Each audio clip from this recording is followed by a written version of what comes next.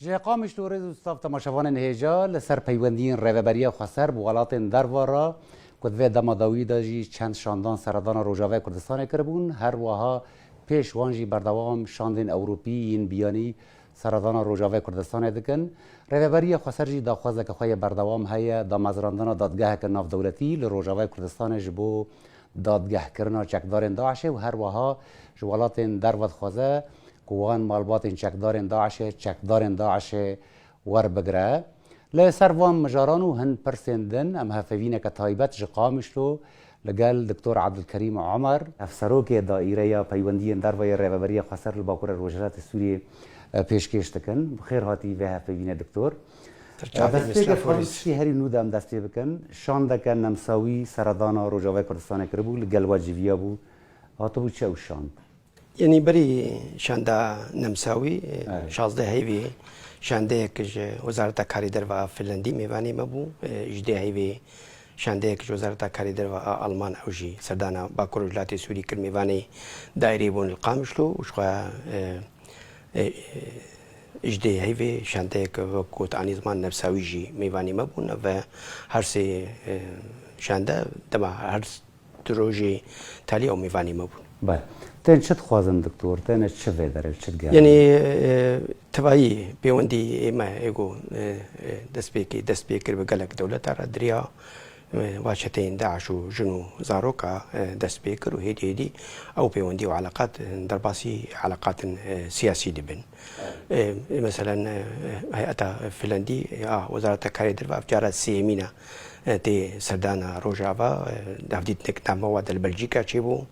دعوتنا ماك مرهاتم چون فنلندا وزير كاري دربا پیشوازی مکر او پیشوازی جی وکری بو جرا کاندنین و ما وزير كاري دربا بحضور پیام دان مجاري گو تي نقاش کرن به واشاين داره بقشتي يعني بهتر مجارن سياسينا مثلا شرا سركنا برزكريكا سوري مثلا عملية سياسي ولجنة دستوري تفليبونا ريفبريا خسر ومجلس سوريا ديمقراطي اغو تمثيلا بينج مليون همولاتي دكن اغو كذا كما زندان وقريبون بتكوشينا كما ظن صديق جغرافيا سوري رزقار بكش تيروري نمكنا برزكريكا سوري شرا سلبي و نتفليبي بروسيس سياسي برو بتايبت امهين دربايوينا دبن فيتوا تركيدا وكدي مجاري وارتيني قاش كرم مجاري سركا داگر کرنا دولتا ترك انتهاكاتي جو تنكرين جو هرتني ديموغرافي جو تشي دبين يعني اف حياتي شاندي فيتالي هاتن مجاري سركا جو مبار نقاش كرد دو ونكجي اف هولداني نو دولتا ترك داگر کرنا عين عيسى وما اني زمان داگر کرنا كنو معنا خو جارا كدي او منطقه تبدي هذيك ما ظنتي تشي دبي او استقرار منطقي براستيجي بر تبلي هبدك بيرجي موجة كنو ويش كوش برا وي تسبي بكي بيرجي أبيات بخدمته تكفيبن خدمته داعش تا أجو وجارة كدي ما بشوا ما ده جارة عني زمان ما وقت داعش وقت دولة ما بداويكر لداعشين سر عرديها دريا دهافا باشه دکتور ام پیش هر نسر داعش اما ور نسر اوجی پرسیمال سر هنا جالی سیاسی دا کی جان ولاتی دروا بهتر نزیکی و ود پجرینه پشتگیری و پروژه ود که ریوبری خسر هل واسطه کی جان ولاتی لپیش بو يعني ریوبری خسر وقت دافاكتو يعني تبايا مجتمعي دولي تاركي رسمي دنها دانو ساندني بمردك يعني تبايا دولة أوروبي أو دانو ساندنا قدنا مواد شبوي تاستا وزارة كاري درفاده قالك دولة هفديت لقاءات وزير كاري درفاده تشيد بن دولة درجي تاستا هاري مزندا أو جبين تشيد بن تشي دريا سردانا ما دو أوروبا دا تشي دريا سردانا هيئات أوروبي الفيدي تشي دريا دفي دما كورونا دا دريا تطبيق زوم دا يعني روجانا أو دانو ساندن تشيد بن دوي آسيدا طبعا أو دانو ساندن دامال دمي دا بكندا رانا بأمريكا رانا بروسيا رانا أو دانو ساندن جيايا وي أستو وقت دفاكتو هر كس دانو ساندني بيرا دكي لي أو دولتن جو بيهتر بشكريا ريفبريا خسرت كن براستي السويدا فرنسا باش أريكاري دكن ده هيئات سويدي أستا وزارة كاري دربا حتى سردانا باكور الولايات السوري بو بشكريا ريفبريا خسرياك جبو مسألة سياسية جو مسألة أريكاري جو حتى المسألة دات كرنا داعش دا بر أريكاري دكن. آره دكتور افشاندتن نشاندن فرميين ولاطانن يعني جبو چه شاندن خواه فرمی ناشینن آن ریددن و هنو نرتین خلوالاتین و آن وکن ما بس تیمن بر اعتراف که رسمی ناشن و والاتانا يعني او لقوري روشا سوري لقوري تبلهفيا قوتشوي شاركنا هذا اندروي سوري دشي دبي بر ولاتن اوروبا انها قد قكرنا دربات بونا بتبعي سوري ناف دبرتني لقوري ويناكي يعني او دانو صانني شيت بندوي استا مزندا او شاندي قوتين بر دوا شاندا دا استا هري رسمي دنا موجود دجارة شاندين وزارة كاري درفا اي سويد هاتن تمثيلا سويد ملاطي خود كرن او هردو شانديكم يعني زمان يكو شازدي هيفي وجدي هيفات نا فنلندي و الماني تمثيلا وزارة كاري درفا تكن تمال دميدا بلجيكي وغيري سردانا في دفري اوقع هبديتنو لقاءات يكون هاتشيد بن دوي استا رسمي دنا شخوا دسبيكا اعلان ريفي بري دسبيكا جو شورشي دسبيكر براستي او علاقات دانو ساندن ندوي استا بلند بوختا قوم دشون اوروبا او دانو ساندن يشيد بو وزارة كاري درفا تد استا سي او چارا دبو والدرفي وزارة كاري درفا ولينها براستي بشتي تكوشينا جو هاتي كرن مواجهه تيرور دا بشتي اعلان ريفي بري خسر او دانو ساندن هادوي استا بلندا دا استا يكو دو دا او هفديتني قوتشيد بن تفجي بوزارة كاري دربار چيد بونو هر کس جينها دانو ساندني دكي وك ريفي بريا خسر دا فاكتو لسر حردي وسروي اساسي او ممثليات قوهاتنا فكرن او دانو ساندنا بوا ممثليات ردبي بموافقة وزارة كاري دربار وتعامل بوا ممثليات ردبي وك ممثليات ريفي بريا خسر دالي سياسي ودبلوماسي دج دالي مسئلة قنصلي دج باشه اولات مادام پشتگیری وقت کن تند چند خوازم بده بستین جبوت چه لسر آستا ناف دولتی کنها بریا نتوین یک بوی پروسه سیاسی چهارسریه کریز سوریه کل جنیف برای واد چن جبو چه رج ورا ونا کن باشتار به نونرتی وجه بته دا يعني حتى انها دبن فيتوا تركي دا شو فيتوا تركي شو تشتكو ريجيم وائتلاف او مخالفات بتركي في غريداي وتركي دقيني عبدو سروي لفدكن مثلا ديجيتيا كردو ديجيتيا ما في كردو ديجيتيا في ريفا بريا خسرة ريجيم جي قبولنا كي ام بشكل كي فرمي در في بروسيس سياسي واجتماعات جنيف واللجنة الدستورية بنو تركي شي تجارة قبولنا كي وتزاني او مخالفات اقونا دنياي اريني كري او مخالفات بالتمامي بتركي في كريدايا ومن برجواندي ومصالح تركي دقافات افيو تركي حتى انها او فيتو لسرما دمشيني وحتى انهاجي ام تبلي نبونا ليه يعني ام هر ديفيجن شويه حتى انها بي انجام واظنكم افريقيا سوري وين دمك الدريج وبخي جبر مثلا قال لك جرانا قال لك دولة هرمي ودولة مظن انها درباسي في برسكري كيبونا ودفي توافقات هرمي ناف دولتي شي حتى قافن بين عبتنا او شي نبونا نا اجتماعات جنيف بانجام نا لجنة الدستورية جبنا ويا بداوي بو او جي بي انجام بو ليه ام دوي باوريه دنا نمكن برسكري كسوري جار سربي كو كردنا دندروي دبن نمكن اف برسكري جار سربي كو صديسه الجغرافيا السوري والملاطي السوري ندندروي عمليه سياسيه دبن او يعني ممكن اللي حتى انها درباي وينا براستي جبر فيتو تركيا وحتى انها او فيتو تمشي باشه دكتور هفيماني ناو دولتي البدر كاركي مازن والجال وانكر طيبتي امريكا تخوازم شتابت برسمونجي ناو خوازن كو پشتگیری وابکن قط ناین سر زمانه خواهیان که امتکاری که پراتیکی ناکن گوالی کاری وابکن مجوان نا پرسن او سدم شي انت امريكا جي حسابانش تركيد كه اجاوا يعني مسألة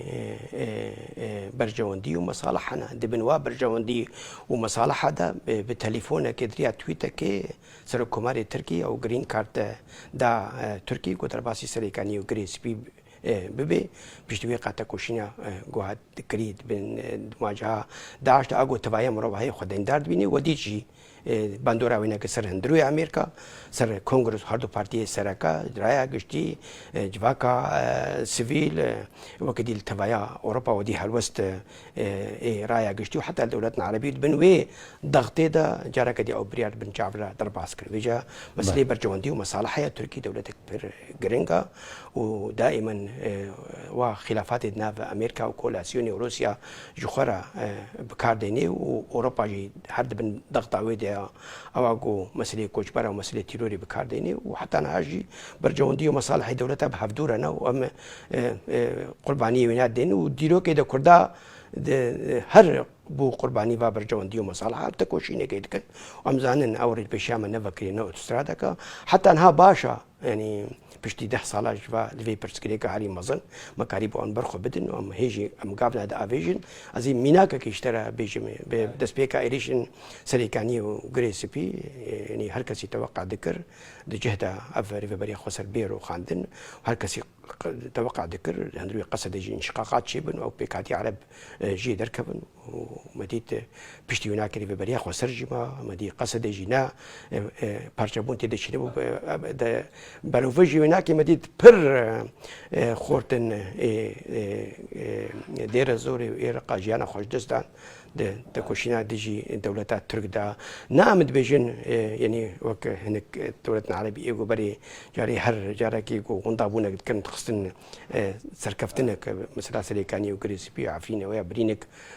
كلكي كورا اللي افن برجوانتي ومصالحي دولتنا وبريجي امزانن از خادم فيديو تشتكي تاني بيجي ما كرجي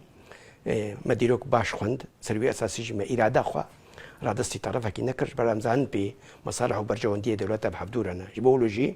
يعني او علاقات بيوندي بامريكا وبكولاسيون اصلا حريم مزنده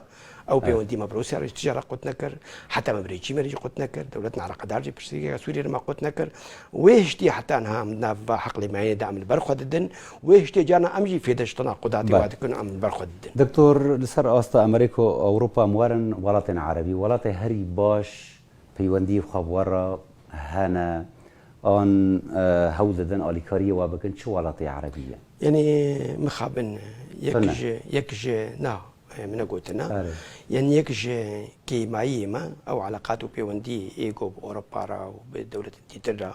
يعني بتبعي دولة يعني عالمي رجاي وأصطاب بلند أو علاقات بدولتنا العربية نجاي وأصطي يعني بلكي أويا زعيفونا كدبلوماسية مدجي بلكي أويا هلوستك يعني دولتنا العربية مطرسية وانا كد بن بروباغندا برشا كرني وانقسامي واناكي يعني او علاقات جايه اصلك باش علاقات ما بامارات را علاقات جايه اصلك باش علاقات ما بمصيره يعني جايه اصلك بلند نونرتيا مجلس سوريا ديمقراطيين هل القاهره هاتيا بدار خستين علاقات ما باردن رباشا علاقات ما بعراقي رباشا يعني هناك علاقات بدولتنا العربيه باش بوا اما هولداني خد كنا مو علاقات باش تردكن جبر بلاصتي ام تخازن جبر سوري عمق كوي عربيه ام تخازن يعني بيوندي برطوام نبا بيوندي ام تخازن او دولتنا عربي رولك بليزن شارل سركنا برسكريكا سوري دا دولك سراكا سر حسابي او دوراغو تركي وايران ديزي وسوري اساسيام تخازن علاقاته بيوندي بوارا خوشتر ببن الدبلوماسيه ما دهضر بيستوي كده ما هولدان بكن حتى تالي او بيوندي وعلاقات باشتر وخرتر بن باش لسر آستا كردستاني جي هريما كردستاني هيا كو لسر آستا ناف دولتي يعني فناسين اعتراف بيد بيوندين ولقل وان شانا وكي حكومة هريما كردستاني يعني تزاني بي نورتيك ما هيا السليمانية براستي ما تخست أول وشون لهولير اللي باي تختي بي ما بر تخست الوربي وما بر هولداني خو كان نقول من الوربا كان لي مخابن جبر حكومة هريما كردستاني نريني مدى بلكي تبن باندورا بارتيا ديمقراطية كردستان العراق حتى انها اف نوراتي قبول نكريا اعتراف بنكريا سروي اساسي او درفت ندايما ام نوراتي اخوال البايتخت هريما كردستان وليري بكن ام د هيفي دنا بيوندي قطن بيوندي وهانا ام هيفي دنا ام هيفي دنا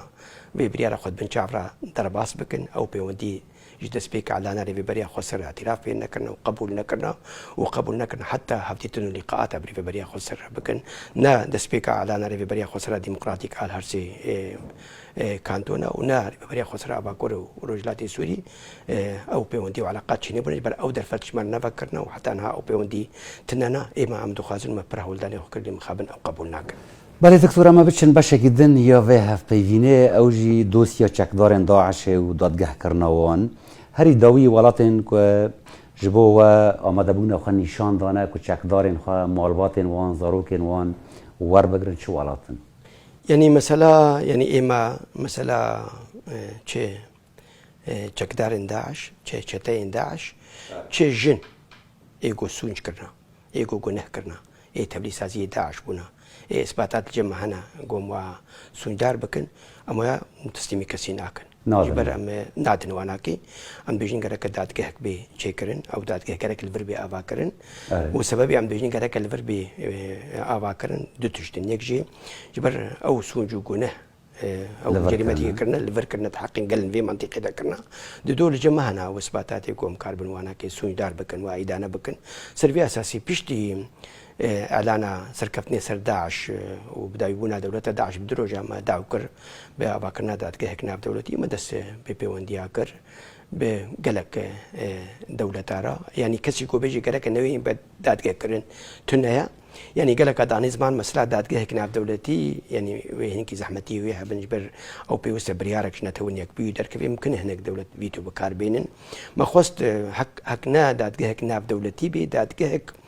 يعني أنا زان مزيب كرديش بيجم ذا طابع دولي يعني هنا ناف دولتي باري كاريا ودولة نجو همولاتي والفر لجمعنا ذكرتي جاي مدنا أوجي وهف مني أنا دولتي أوجي يعني بر ديالوج تشيبو بيمانك ناف مو ونستاتوا أوروبيا اشتي تشيبو باري كاريا هناك دولة أو بيمانا جو تشيبو سي بشنوينها ويكجي سر دادگه کرنا باچتين داعش بو دو سر كامبا هولو ابا کرنا كامبا كنو نو پرورده کرنا جنو زاروكا سي اريكاري قربانيه تيروري چه مالباتو زاروك شهيدا بن چه برينداري مي شربن او دانوستاندنا او پیمانا گوهاتي هم ذكرن بوي نستاتويرا باريكاريا هناك دولة اوروبيا حتى ناس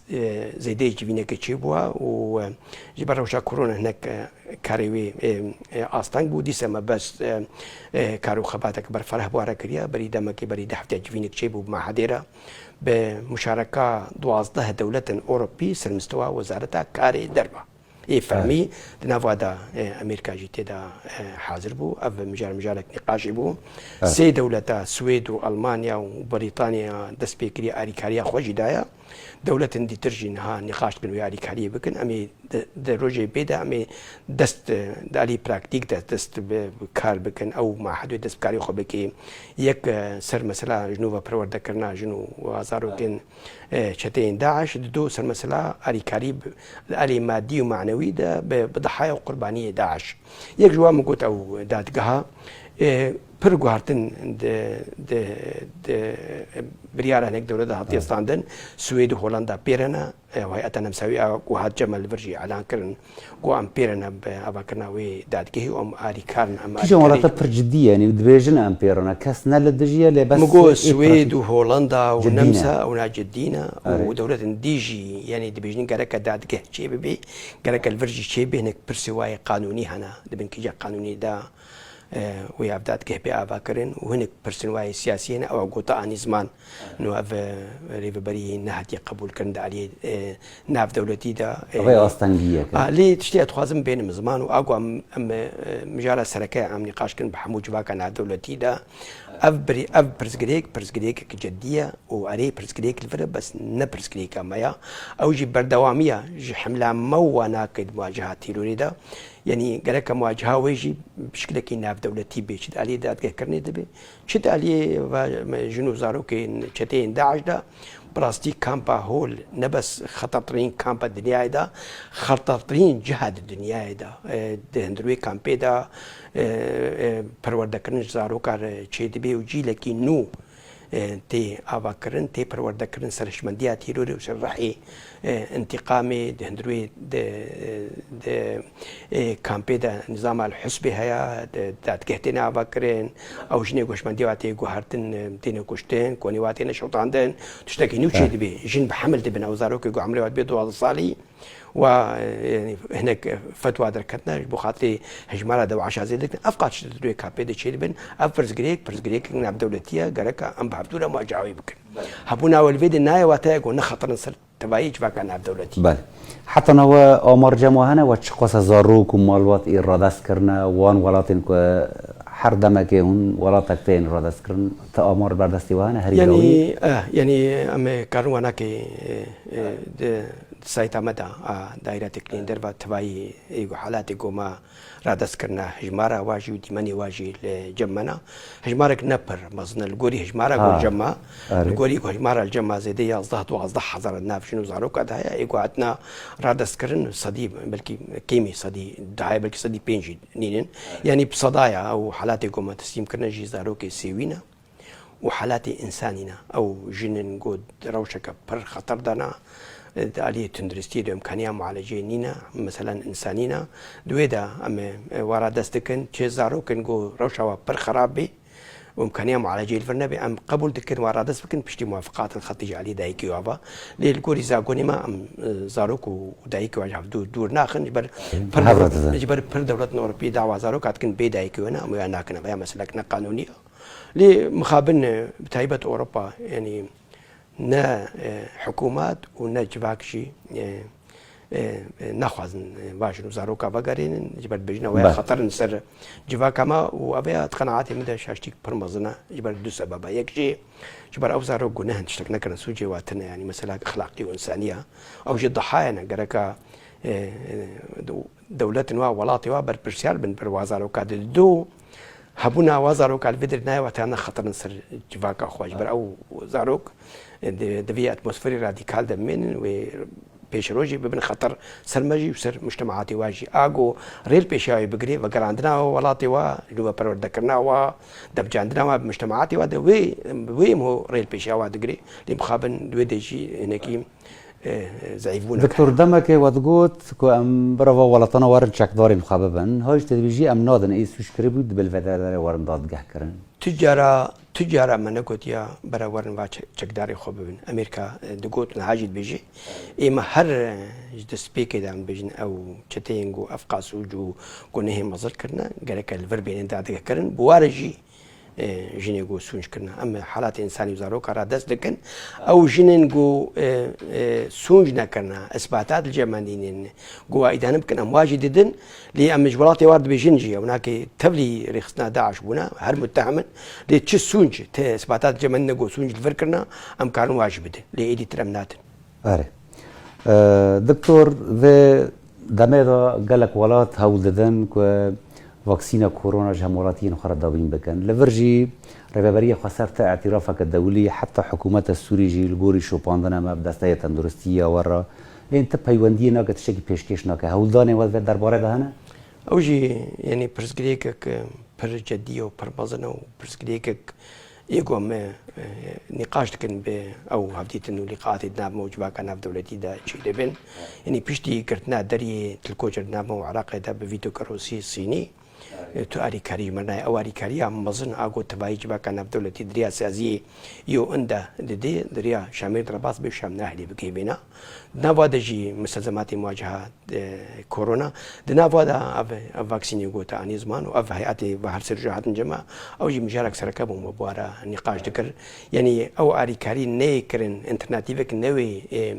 ديتين شيء اري كاريا يغاسي وانساني شيء مثلا مستلزمات مواجهه كورونا او فاكسين شيء ريك ديتن نوي ديتن جو او اري كاري او فاكسين دايركت بيجي فيدا بري براستيجي او بيبرسكليك كاريساك مازن لفيدريج بر كورونا قالك هاتيه بلا كرنو او بلا كرنا هناك بيجي كامبا وبيجي قرتيكا من بيشا كاريساك ابن ابيك جوا مزاري سركيا تو تنصوز ندانا كوج ورا سر فيدوسيه بالشغلن كار يعني تفجي سوزيددن امي تشتكي راسون بيجين امي هولداني خبكن حتى تالي يعني هناك مستلزمات مواجهه كورونا فيتالي دنامو هناك ولاد تشيبو دريا هناك سازين تايبترا دريا كولاسيوني دا دريا سازين ان جي او اي ناف دولتي يقول فركار دكن هناك اريكاري جمرهات بشكل مباشر مرات مثلا فنلندا اريكاريك مصن مركر مستلزمات مواجهه كورونا دا دريا برنامج الرشاد او غريداي بكولاسيوني فا يعني رين دقره هناك دولة غورينا ببينن